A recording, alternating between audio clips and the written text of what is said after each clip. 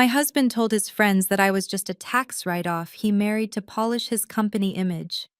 I'm Madison Lancaster, 32 years old, and the story I'm about to share will show you what happens when a powerful man forgets that his insignificant wife might be the one holding secrets that could destroy his entire empire.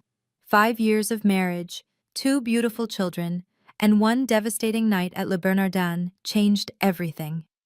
What started as our anniversary dinner ended with FBI agents in handcuffs and a $4.5 million fraud exposed to 200 shareholders. If you're watching this, please subscribe and let me know where you're watching from. That fateful night began at New York's most exclusive restaurant, where I heard the words that would change everything. From the outside, we had it all. Daniel Lancaster, my husband, was the golden boy CEO of FinTech Solutions, pulling in $850,000 a year, plus bonuses that could buy a small house. Me? I was the creative one. An interior designer working freelance, making about $60,000 in a good year. Not that Daniel ever let me forget the difference. "Honey, you don't need to worry about the mortgage," he'd say at dinner parties, his hand possessively on my lower back. "That's what real careers are for." The laughter from his colleagues felt like tiny needles under my skin. At the company Christmas gala last year, he introduced me to the new investors as his beautiful homemaker. When I corrected him, "Actually, I just finished the Pemberton Hotel lobby redesign," he laughed. "She likes her little projects," he told them, as if I were a child with finger paints. The financial control was subtle at first. Joint accounts became easier if I managed them. My credit cards were simplified to additional cards on his accounts. Every purchase over $100 triggered a text.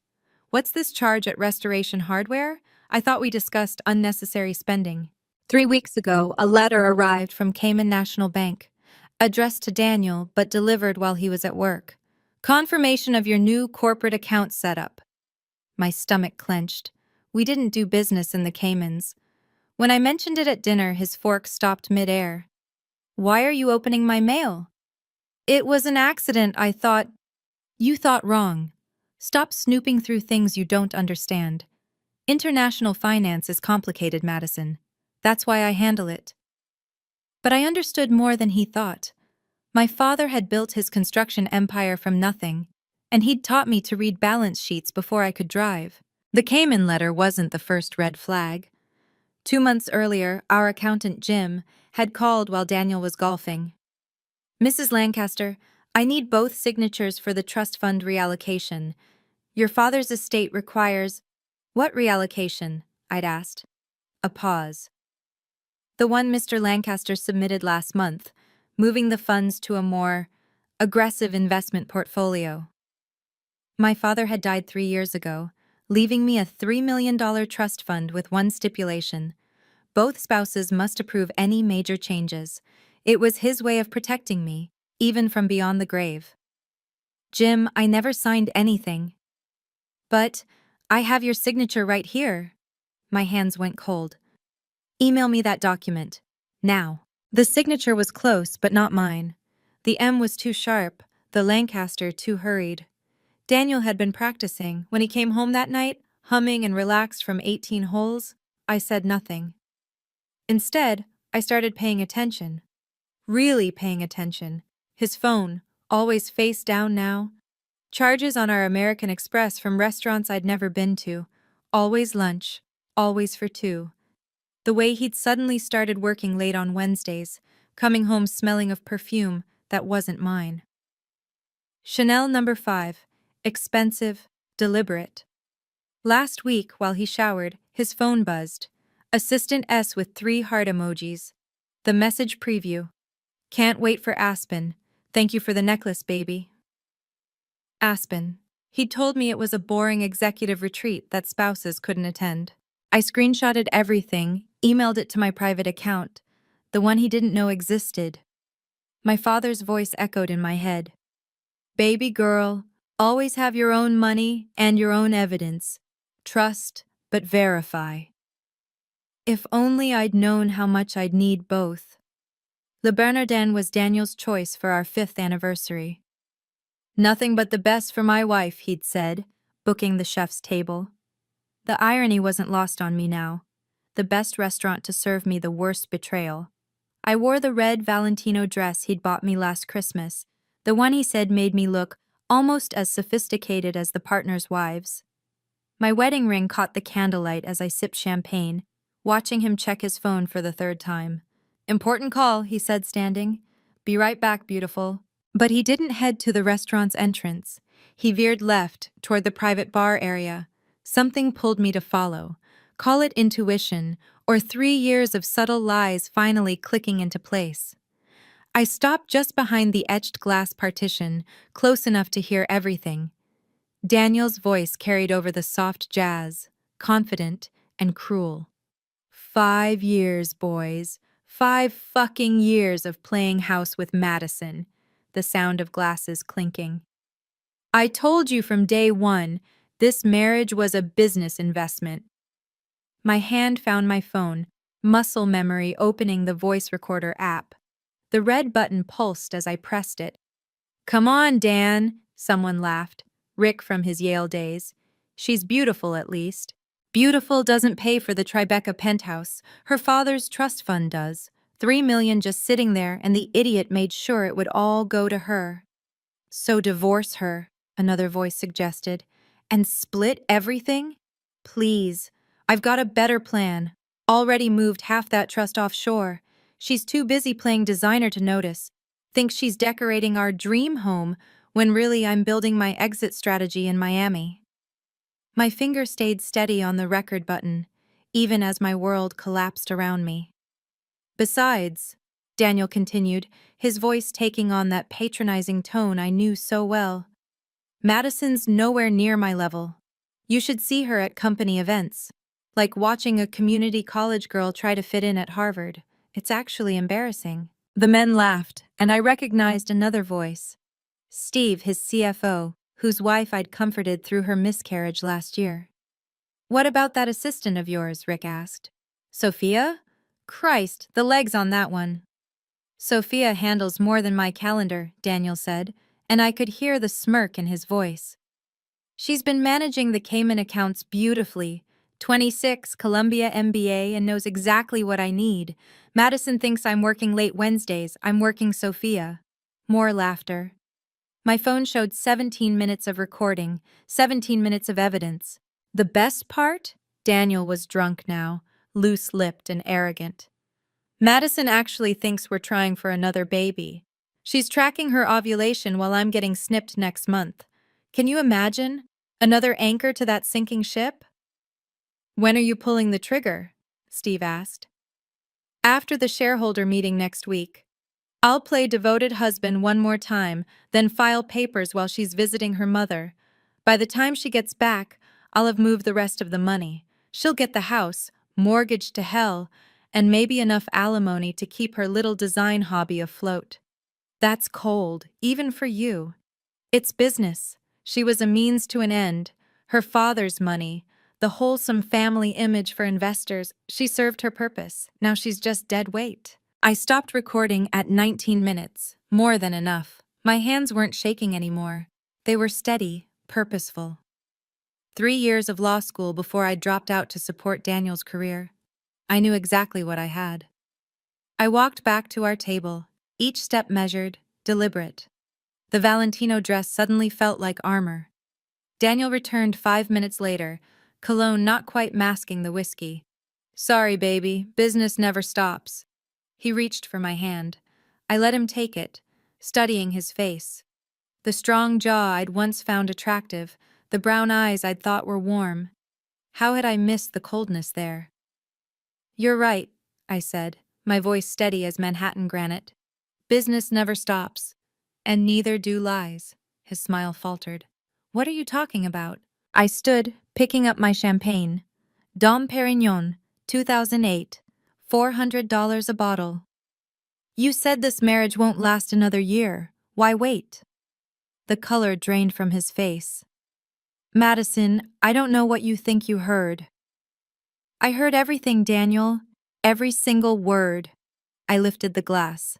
Here's to your investment finally paying off. I poured the entire glass over his head, watching champagne cascade down his Armani suit. The restaurant went silent. Phones appeared, recording everything. "Let's end this joke of a marriage today," I said, loud enough for the surrounding tables to hear. I pulled off my wedding ring, the 3-carat cushion cut he'd chosen to show his success, and dropped it in his champagne flute. "Consider that my resignation as your prop." I walked out, my heels clicking against marble, leaving him dripping and speechless. The valet already had my car waiting. I'd texted him during my walk back to the table. My phone buzzed as I slid into the driver's seat. Marcus Smith, Daniel's CFO. "Mrs. Lancaster, we need to talk urgently. It's about your father's money. Daniel doesn't know I know, but I can't stay silent anymore." Everything was about to change. If you're following this story, please like and comment below. What would you do in my position? Confront immediately or plan carefully? Most people in my situation would crumble, but that text from the CFO changed everything. Don't go anywhere, because what Marcus revealed was more shocking than the humiliation I'd just endured. Subscribe and hit the notification bell so you don't miss what happens next. And if you know someone who needs to hear this story, please share it with them. Now, let me tell you about the midnight meeting that exposed a fraud bigger than I'd imagined. Marcus wanted to meet at an all-night diner in Queens, far from Manhattan's financial district. When I arrived at 1 a.m., he was hunched over coffee in the back booth, looking like he hadn't slept in weeks. "Mrs. Lancaster?" He stood, respectful despite everything. "I'm sorry about what happened tonight. The restaurant, I mean. Rick posted videos in our group chat." "You were there?" "No, but I've been watching Daniel for 6 months. What he's doing, it's not just wrong, it's criminal." Marcus pulled out a tablet, encrypted and password protected. "I'm putting my career on the line here. I have 2 kids, a mortgage, but I also have a conscience." The screen showed wire transfers, dozens of them. My trust fund account number at the top, money flowing out like water through a broken dam. $2.3 million, Marcus said quietly, transferred to shell companies in the Cayman Islands over the past 18 months. The signatures are forged. The board doesn't know. The SEC doesn't know. How? Sophia, she's not just his assistant. She has a background in financial crimes, did time for fraud in Florida under a different name. Sophie Martinez. Daniel hired her specifically for this. My stomach turned. The Wednesday nights. They're not just sleeping together. They're building a parallel company using your money and investor funds. These fake invoices?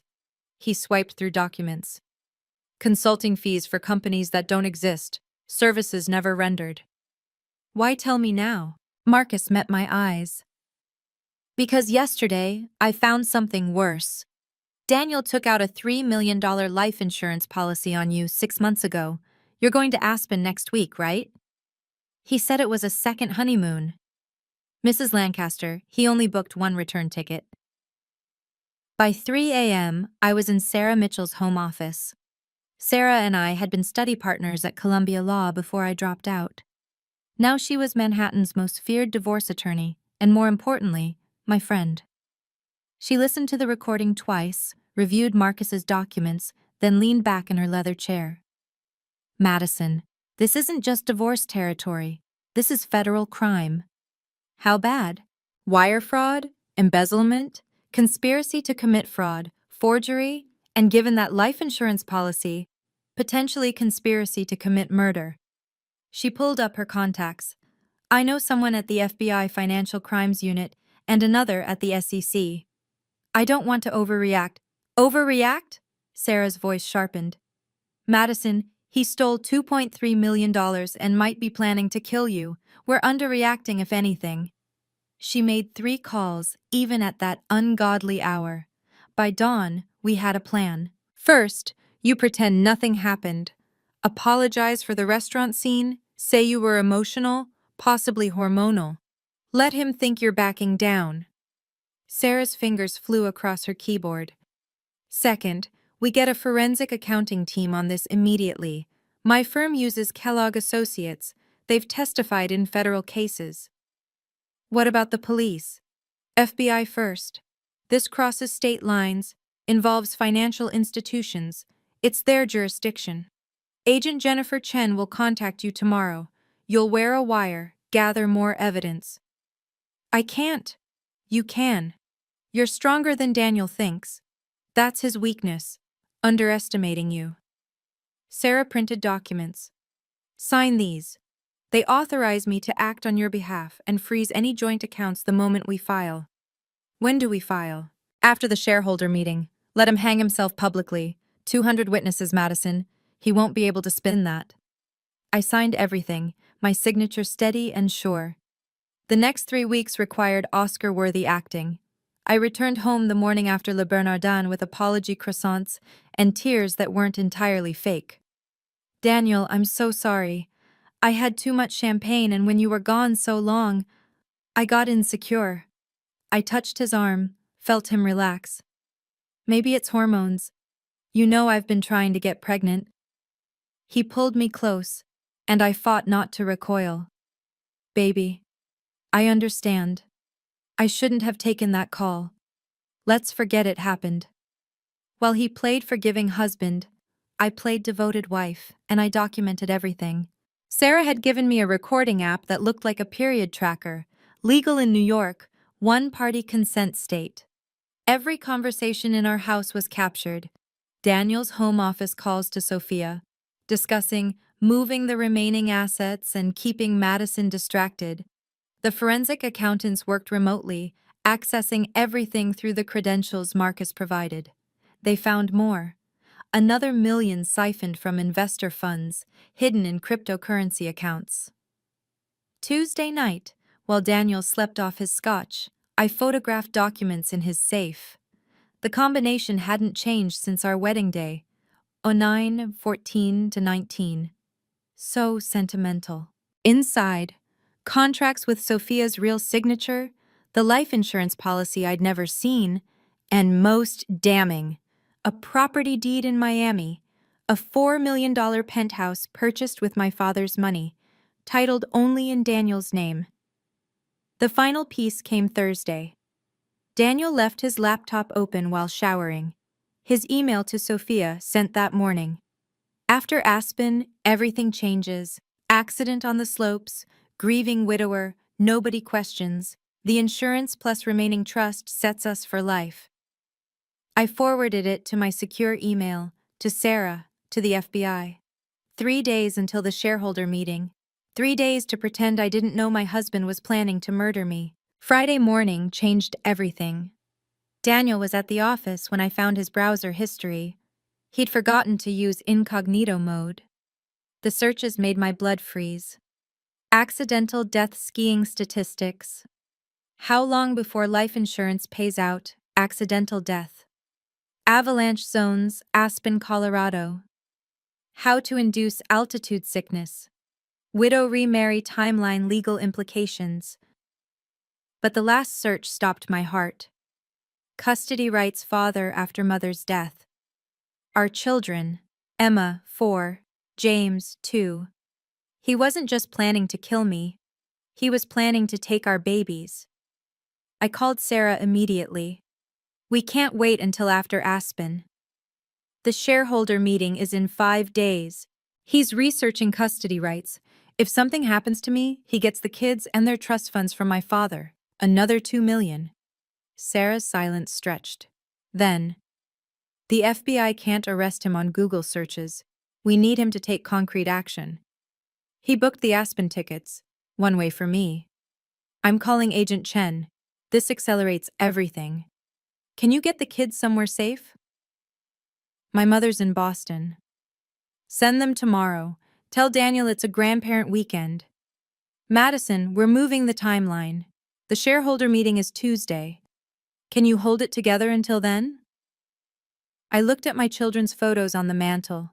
Emma's gap-toothed smile. James's chubby hands. I'll do whatever it takes. That afternoon, Daniel came home with roses and champagne. For my beautiful wife. Aspen's going to be magical, baby, just the two of us, like our honeymoon. I smiled, accepted the flowers, noted the thorns. I can't wait, honey. It'll be unforgettable. He had no idea how right I was. The shareholder meeting would be in 4 days. His arrest would be in 5. Marcus took the biggest risk, reaching out to board members he trusted. Richard Blackwood, the senior partner who'd mentored Daniel, was the first to respond. "I've had concerns," Richard admitted over secure phone. "Discrepancies in the quarterly reports. Daniel always had explanations, but there's $3.3 million missing," Marcus told him. "I have proof." By Sunday, 3 board members knew. They agreed to let Tuesday's meeting proceed as planned, but security would be doubled, and they'd be ready. Agent Jennifer Chen met me at Sarah's office Monday morning. "Mrs. Lancaster, we have enough for federal charges, but a confession would seal it. Are you willing to wear a wire? At the meeting? And before? Tonight? At dinner? Get him talking about Aspen, about the money. You're an innocent wife excited about a romantic trip. Can you do that?" The wire was tiny, taped between my breasts. "Just be natural," Agent Chen said. "We'll have agents nearby." That evening, Sophia sent Daniel a text while we ate dinner. "Baby, is she still going to Aspen? Everything's arranged on my end." Daniel replied quickly, thinking I was checking on the kids with my mom. I saw it all in the mirror behind him. "Who was that, honey?" I asked innocently. "Just work stuff. Confirming meetings while we're gone." He reached for my hand. "I want this trip to be perfect. A new beginning for us." "Daniel," I said, letting vulnerability creep in. "You've been distant lately. Is there someone else?" "What? No. Madison, you're everything to me." The lie rolled off his tongue like honey.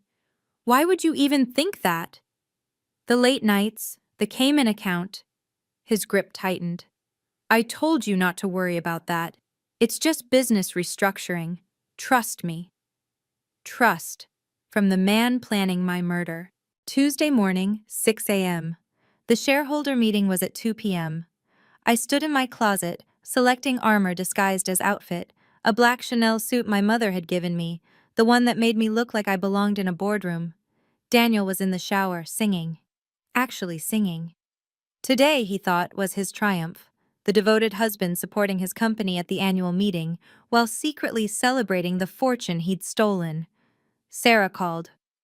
"The FBI will have 12 agents there. 4 in the room, 8 outside. The moment you finish presenting, they move in." "The presentation's ready?" "Loaded on the USB. 40 slides of evidence. Financial records, emails, recordings. It'll project on the main screen. Once you start, he can't stop you without looking guilty." "What if he runs?" "Security's been briefed. Nobody leaves that room." Daniel emerged from the bathroom, toweling his hair. "You look beautiful. Planning to steal my spotlight?" "Just supporting my successful husband," I said, kissing his cheek. It took everything not to pull away. "Actually, I prepared a few words about the company's vision. You know, the supportive wife angle investors love." His eyes lit up. "That's perfect. Shows stability, family values. You're brilliant, baby." If only he knew. I spent the morning practicing my presentation one last time. Calm, professional, devastating. Each slide was a nail in his coffin, arranged for maximum impact. At noon, Marcus texted, "All board members are aware. They'll let you speak without interruption." At 1 p.m., Daniel presented me with a gift. For my beautiful wife, a $50,000 Cartier necklace. "Wear it today. I want everyone to see how much I treasure you." I clasped it on, thinking, blood diamonds. Bought with blood money. How fitting. "Ready?" he asked, offering his arm. "Ready," I said, taking it. The ride to the Four Seasons was surreal. Daniel held my hand, thumb stroking my palm, playing the devoted husband while texting Sophia with his other hand. "After today, everything changes," he said, not realizing I could see his screen in the window's reflection. "Tomorrow, Aspen. Next week, our fresh start." "I found a beautiful property in Miami," I said casually, "for winter vacations." His hand stilled. "Miami? How did you—" "Oh, just browsing online. Wouldn't it be nice to have a place there? Maybe, we'll see. His jaw tightened. After we handle some financial restructuring. The irony was delicious. He had no idea I'd already seen the deed to his secret penthouse. As we pulled up to the hotel, Sophia stood by the entrance in a red dress that screamed mistress. Daniel's eyes lingered too long. "Your assistant's here?" I asked innocently. "She's taking notes for the meeting. Very thorough." "I'm sure she is." Inside, the ballroom was already filling. 200 shareholders, 3 financial reporters, and scattered throughout. FBI agents in expensive suits, blending perfectly with the Wall Street crowd. Daniel guided me to the head table, his hand possessively on my back. "Smile, baby. Show them the power couple we are." Richard Blackwood approached. "Daniel, Madison, lovely to see you both." "Richard," Daniel shook his hand enthusiastically. "Ready for some exciting numbers?"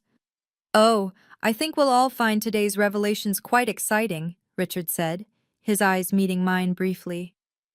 Daniel missed the undertone, already scanning the room for important investors to schmooze. 20 minutes until we start," he told me. "I'll introduce you after my presentation. Keep it short and sweet, yeah? 2-3 minutes max." "Don't worry," I assured him. "I know exactly what to say." 2 o'clock.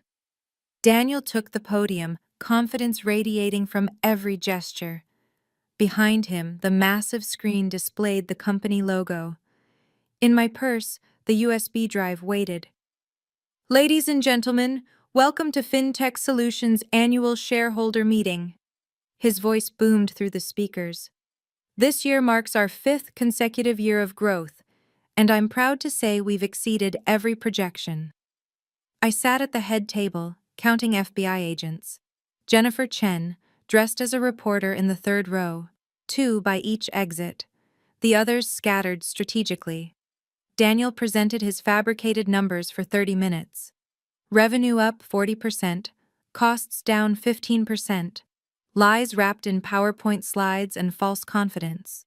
Several board members shifted uncomfortably, knowing what was coming. "Before we move to Q&A," Daniel announced, "I want to introduce someone special. My wife, Madison, has prepared a few words about our company's vision and values. She's been my rock, my support system, and the reason I can dedicate myself fully to this company's success." Applause. I stood, smoothing my skirt, feeling the wire against my skin, the weight of truth in my purse. "Please, baby, come share your thoughts." I walked to the podium, kissed his cheek for the cameras. He whispered, "Remember, short and sweet." "Of course, darling." I took the microphone, looked out at 200 faces and smiled. "Thank you, Daniel. That was quite a presentation. Numbers, projections, growth." I paused, inserting the USB. "But I believe shareholders deserve complete transparency." The first slide appeared behind me. "So let's talk about the real numbers." Daniel's face went white. He stepped toward me. "Madison, what—" "Please, honey, let me finish. After all, you always say I don't understand complex finances. Let me show you what I've learned. This is it. The moment everything changes." 200 people are watching. My husband's face is draining of color, and the FBI agents are moving into position. Have you ever had a moment where your entire life led to one defining stand? Comment justice if you believe liars and thieves should face consequences. If you or someone you know is being financially manipulated, please share this story. It might save someone's life, literally. Subscribe now because what happens in the next few minutes will show you exactly what happens when a woman stops being a victim and becomes a warrior. "Thank you all for being here," I began, my voice steady as steel. "As Daniel's wife, I believe in complete transparency. So let's start with the truth about our company's financial health." Click. The first slide, FinTech Solutions Real Balance Sheet. This is your actual financial position, not the fiction my husband just presented. Gasps rippled through the room. Daniel lunged for the laptop. Security stepped forward, blocking him. "Madison, stop this," his mask slipping. "Why? You said this marriage was a joke. Let's show everyone the punchline. Click. Next slide. Wire transfers. Over the past 18 months, $2.3 million has been transferred from my trust fund to accounts in the Cayman Islands. The room erupted. Shareholders on their feet, voices rising. Daniel's face went from white to red. These are fake! She's having a breakdown. Click. Here are the forged signatures. My real signature on the left, the forgeries on the right. Notice the difference? Richard Blackwood stood. Daniel, explain this, now. She's crazy. This is a setup. I remained calm. If I'm crazy, you won't mind when the FBI verifies these documents? I looked directly at Agent Chen. I believe we have federal investigators here who can authenticate everything. Daniel's eyes darted to the exits. Security had already blocked them. But wait, I continued. There's more. Click. The screen showed emails between Daniel and Sophia. My husband has been working with his assistant, who, fun fact, is a convicted fraudster operating under an alias, to embezzle your investment funds. Sophia stood to run. 2 agents intercepted her before she reached the aisle. $3.3 million, I announced, stolen from this company, from you. The room was chaos, but I wasn't done. Not even close. Now let's discuss something more personal. My finger hovered over the laptop. Some of you might have seen videos from Le Bernardin last week. My emotional outburst. Let me provide context. Click. The audio filled the ballroom through the speaker system. Daniel's voice, clear and damning. This marriage was a business investment. She's nowhere near my level. Her father's trust fund. $3 million just sitting there. 200 people heard my husband call me a tax write-off. Heard him laugh about his affair. Heard him detail his fraud. That's not me, Daniel shouted desperately. It's AI, deep fake. Time-stamped, I interrupted. Verified by forensic audio analysis. Would you like to see the report? Click. The analysis appeared on screen. Authenticated. Undeniable. A shareholder in the front row stood. Mr. Lancaster, you've stolen from your wife and from us? I want my investment back, another shouted. Criminal, came from the back. Click. The next slide showed the Miami penthouse. This property was purchased with stolen funds, $4 million, title in Daniel's name only. Then the insurance policy. 6 months ago, my husband took out a $3 million life insurance policy on me, without my knowledge. Click. These are his Google searches from 3 days ago. The searches appeared, each one more damning. The room went silent as they read about accidental death skiing and avalanche zones. A woman gasped. He was going to kill you? Our Aspen trip is tomorrow, I said simply. He booked 1 return ticket. Daniel's legs gave out. He gripped the table. Madison, please. Oh, I'm not done. Click. The screen showed Sophia's real identity. Sophie Martinez, convicted of fraud in Florida 2019, currently violating parole by engaging in financial crimes. Daniel found his voice, desperation making him reckless. This is entrapment. My wife is clearly having a mental breakdown. She's been unstable since her father died. Unstable? I pulled out my phone. Let's see what you texted Sophia this morning. I connected my phone to the presentation system. The text appeared on screen. After tomorrow, the Madison problem is solved. Skiing accident, tragic but believable. Insurance pays out in 30 days. The room exploded. Someone shouted, "Call the police." Already here, Agent Chen announced, standing and showing her badge. FBI Financial Crimes Division. Mr. Lancaster, Ms. Martinez, please remain where you are. Daniel made one last attempt, rushing toward me. You vindictive bitch! You've destroyed everything! Marcus and Richard stepped between us. No, Daniel, Marcus said firmly. You destroyed everything. We have the forensic accounting reports, every transaction traced. Daniel turned to the crowd, wild-eyed. She's setting me up! She's the one who moved the money. Check the accounts. She had access. Actually, I said calmly, I haven't had access to our accounts in 2 years.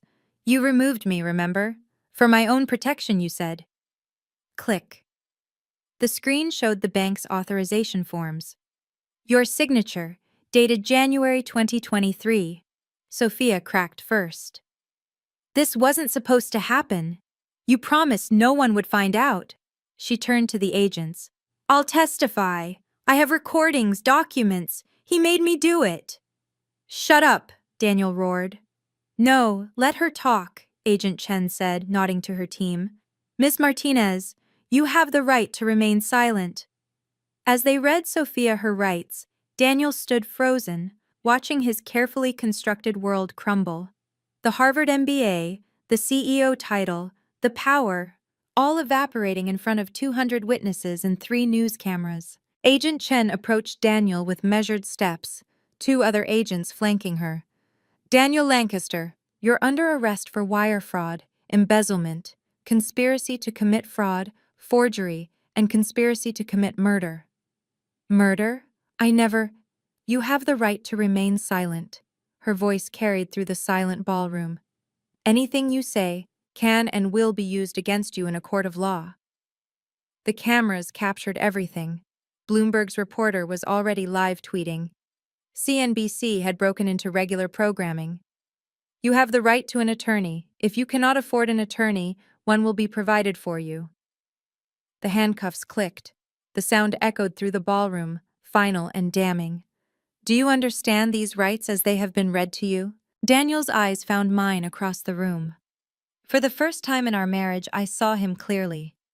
Not the successful CEO, not the charming husband, but a small, desperate man who'd built his empire on lies and theft. Madison, he pleaded. The children. Think of our children. I am, I replied. They deserve better than a father who would murder their mother for money. 2 more agents approached Sophia, who was sobbing dramatically. It was all his idea. I have proof. Check my apartment. There's a safe with everything. We'll be checking everything, Agent Chen assured her, as the cuffs went on Sophia's wrists, too. The room erupted in chaos. Shareholders demanding answers, reporters shouting questions, cameras flashing like strobe lights. Through it all, I stood calm at the podium, watching justice finally arrive. Richard Blackwood approached the microphone. This meeting is adjourned. The board will convene an emergency session. All assets are frozen pending federal investigation. As they led Daniel past me, he stopped. You've ruined me. No, Daniel, you ruined yourself. I just showed everyone who you really are. The agents paused, allowing Daniel one last moment. His expensive suit was wrinkled, his perfect hair disheveled, the golden boy facade completely shattered. Everything I did was for us, he said, voice breaking. For our family. No. I stepped closer, my voice clear and strong. Everything you did was for you. The affairs, the theft, planning my murder, that wasn't for our family. That was greed. You were never supposed to find out. That's the problem, Daniel. You thought I was too stupid, too beneath your level to figure it out. I pulled off the Cartier necklace he'd given me that morning, holding it out. Here, you'll need this for your legal fees. He couldn't take it. His hands were cuffed behind his back. The necklace fell to the floor, diamonds scattering across marble. The symbolism wasn't lost on anyone. You called me a joke, I continued, loud enough for everyone to hear. Said I was nowhere near your level. You were right. I'm so far above your level you couldn't even see me coming. Several people started clapping, then more. Soon, half the room was applauding. Board members who'd suspected something was wrong, employees who'd been bullied, investors who'd been lied to. Daniel's face crumbled. The man who'd stood at this same podium 30 minutes ago, commanding the room with false confidence, was gone. In his place stood a criminal, exposed and defeated. Take him away, Agent Chen instructed. As they led him out, Daniel turned back one last time. The children will be raised to understand that actions have consequences, that lies destroy lives, that stealing is wrong, whether it's a candy bar or $3 million. The doors closed behind him. I'd never see him as a free man again. Within 24 hours, the dominoes fell with spectacular precision. Every news outlet led with the story. CEO arrested at shareholder meeting. Wife exposes million-dollar fraud. Sarah called me from the courthouse. Federal judge approved freezing all assets. Every account, property, investment, all locked down pending investigation. The Miami penthouse? Seized. The cars, the boat he bought last month, his cryptocurrency wallets, everything. The FBI found an additional $800,000 in hidden accounts. The numbers were staggering. Beyond the $2.3 million stolen from my trust, forensic accountants discovered he'd embezzled $1.8 million from company funds through fake consulting contracts. Total theft? $4.1 million. The charges? I asked. 15 counts of wire fraud, each carrying up to 20 years. Conspiracy to commit murder. That's another 20. Embezzlement, forgery, money laundering. Madison, he's looking at life in prison. The company board met that evening. Richard Blackwood called personally. Daniel's been terminated, effective immediately. All stock options revoked. His entire compensation package for the last 2 years is being clawed back. That's another $3.2 million he'll owe. What about the company? We'll survive. Insurance will cover some losses. And Madison? The board voted unanimously. You'll receive a settlement for the damage to your reputation and the attempted fraud. $2 million. I hadn't asked for it, but I wouldn't refuse it. That money would secure my children's future. Marcus was promoted to CEO within 48 hours. His first act was establishing new financial controls. His second was sending me a message. You saved this company. We won't forget. The justice system moved faster than I'd expected.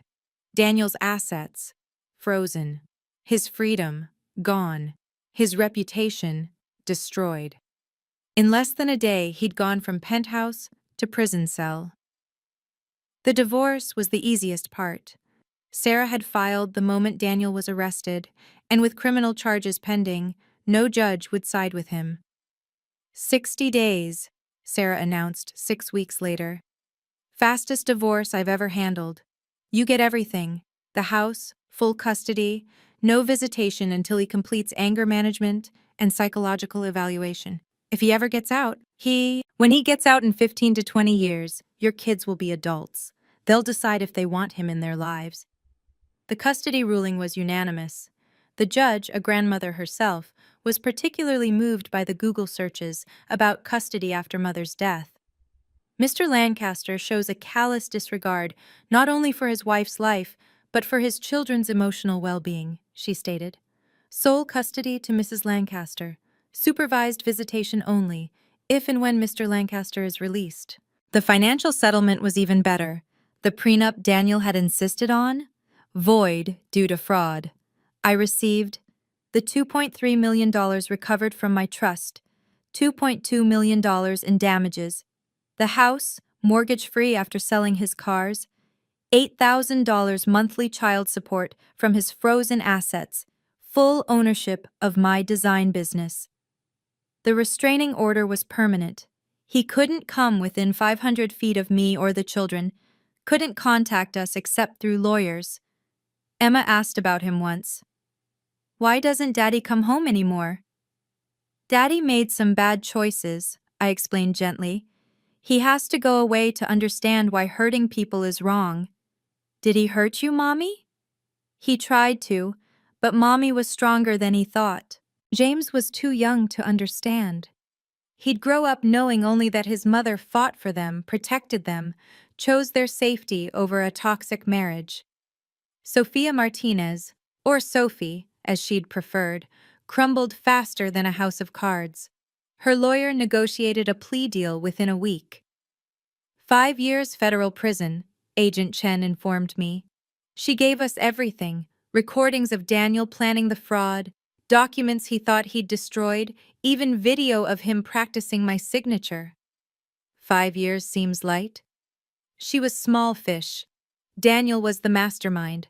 Plus, she's being deported after serving her time. Her visa was obtained fraudulently, another crime Daniel facilitated. The mugshot went viral within hours. The New York Post ran it with the headline, "From Mistress to Mess, CEO's Side Piece, Sentenced in Million-Dollar Fraud."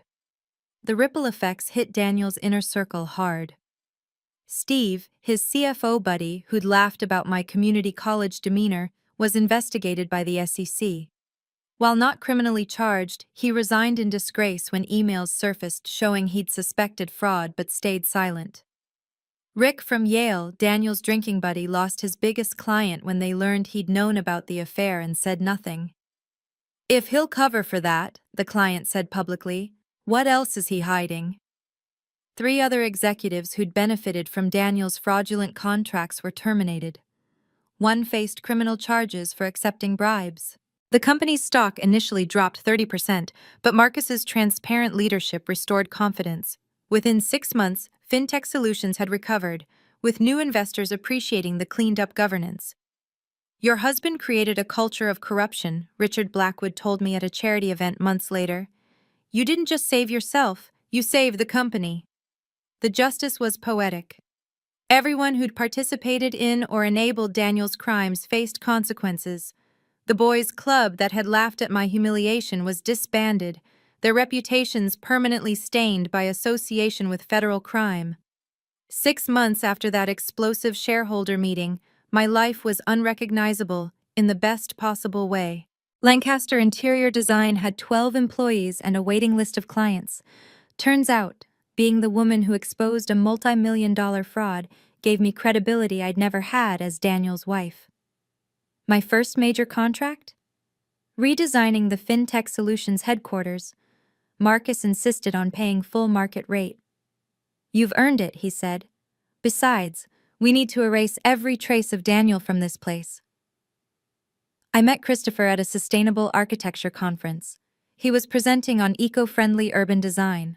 I was speaking about trauma-informed spaces for domestic violence shelters. He approached me after my talk. "Your presentation was powerful," he said, then added quietly, "I followed your story. You're incredibly brave." He didn't see me as a victim or a tabloid headline. He saw me as a professional, an equal, a woman who'd fought for her worth. Our first date was coffee that turned into a 6-hour conversation about everything from sustainable materials to raising resilient children. The Madison Recovery Foundation launched 3 months later, funded by the settlement money. We provided legal and financial resources for women experiencing economic abuse. In our first month, we helped 17 women freeze joint accounts before their husbands could empty them. Speaking engagements came weekly: law schools, women's conferences, financial literacy seminars. My story had become a cautionary tale and an inspiration. "I spent 5 years being told I was beneath someone's level," I told a crowd at Columbia Law. "Turns out when you stop believing the lies others tell about your worth, you discover your real power." The woman who'd once been introduced as a homemaker was now CEO Madison Lancaster, featured in Forbes's Women Who Rebuilt Their Empires issue. A year after his arrest, a letter arrived from federal prison. Daniel's handwriting, once so confident on million-dollar contracts, now shaky and desperate. "Madison, I lost everything. My freedom, my career, my children. You were everything I had, and I threw it away for greed and ego. I see that now. The therapy here has made me understand what I did to you, to us. I'm sorry. I know it means nothing now, but I'm sorry. Please, just one photo of the kids. Just one. Daniel." I didn't reply. Instead, I framed the letter and hung it in my office, not from cruelty, but as a reminder. A reminder of what I'd survived, what I'd overcome, what I'd never accept again. The red flags had been there from the beginning. The casual dismissals of my career, the jokes about my intelligence, the financial control disguised as protection, the isolation from friends who might have warned me. I'd ignored them all, convinced that love meant tolerating disrespect, that marriage meant accepting whatever crumbs of affection he offered between insults. Never again. Now I teach other women to recognize the signs. When someone constantly reminds you they earn more. when your accomplishments are minimized as hobbies, when financial decisions are made without your input, when you're introduced by your relationship, not your name, when they joke about you to others but claim you're too sensitive. These aren't quirks, they're warnings. Daniel thought he was building an empire on my father's foundation. Instead, he built a prison with his own lies. Every forged signature was a bar. Every stolen dollar was a lock. Every affair was another year on his sentence. He called our marriage a joke. Turns out he was right. The joke was on him. If you're listening to this story thinking that could never be me, I need you to know, I thought the same thing.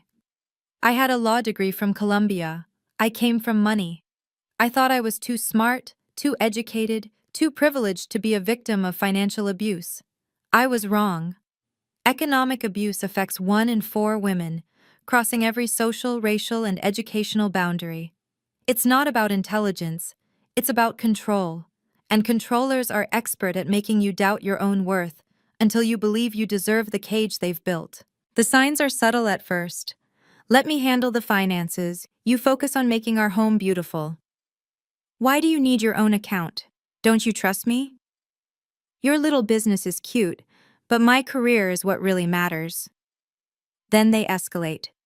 Hidden debts in your name, forged signatures, assets disappearing. And by the time you realize what's happening, they've convinced you that you can't survive without them. You can. You will. You're stronger than they've made you believe. If you recognize yourself in my story, please know. You deserve respect. You deserve transparency. You deserve a partner, not a prison guard. Document everything. Tell someone you trust. Contact a domestic violence hotline. Financial abuse is abuse. Build your escape route carefully, safely, legally. Don't confront them alone. Don't try to fix them. Don't believe their promises to change. Protect yourself and your children first. My story ended with FBI agents and millions recovered. Yours might be quieter, a secret bank account, a divorce lawyer, a fresh start in a new city. There's no shame in any path to freedom. You are not crazy. You are not overreacting. You are not alone. You are enough, exactly as you are. Thank you for listening to my story. If this resonated with you, please subscribe and ring the notification bell. Share this with someone who needs to hear that they deserve respect and real love. Comment below. Have you recognized red flags in your own relationships? Remember, you don't have to endure toxicity for duty or keeping peace. You deserve a partner who sees your worth, not one who calculates your value. I'm Madison Lancaster, and this is how I took back my power. What's your story? How will you reclaim yours? You're stronger than you know.